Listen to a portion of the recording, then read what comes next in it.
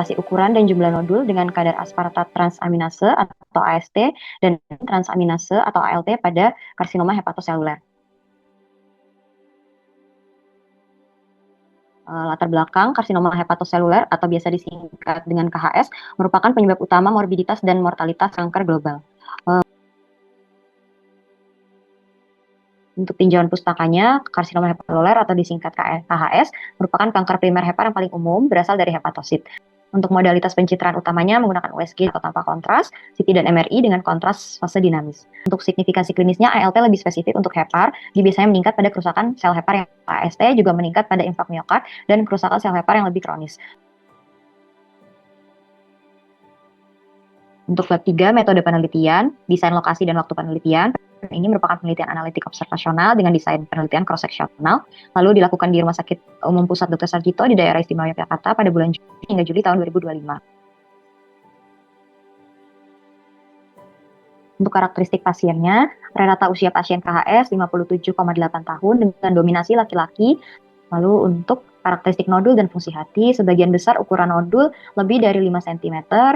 Lalu untuk dengan jumlah nodul lebih dari 3, dengan jumlah nodul lebih dari 3, dengan jumlah nodul untuk mayoritas kadar SGOT, SGPT atau AST dan ALT sejumlah 101 hingga 250 international unit per liter. Lalu untuk hasil analisis radiologi dan korelasi dari reliabilitas interobserver, pengukuran ukuran jumlah nodul sangat baik menggunakan CT scan kontras multifase. Lalu tidak didapatkan korelasi signifikan ukuran dan jumlah nodul dengan kadar AST atau ALT dengan p-value-nya lebih dari 0,05.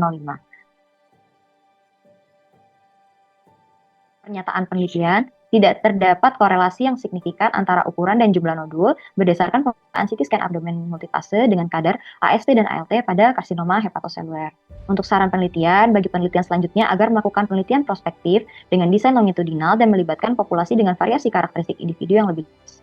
Lalu bagi dokter spesialis radiologi agar mengintegrasikan hasil pencitraan CT scan kontras multifase dengan informasi klinis dan laboratorium. Lalu bagi klinisi agar dapat melakukan penilaian kadar AST dan ALT dalam konteks status sirosis, infeksi hepatitis, dan skor Child-Pugh, bukan hanya berdasarkan beban tumor yang terlihat pada pencitraan radiologis. Sekian, terima kasih. Peningkatan AST, ALT itu ada yang misalnya berapa kalinya, bedanya, ada yang berbeda nggak untuk KHS dengan kondisi yang bukan KHS? Misalnya peningkatannya berapa, misalnya infeksi berapa kalinya yang itu dari normal, itu gimana dok? Apa ada kriteria seperti itu?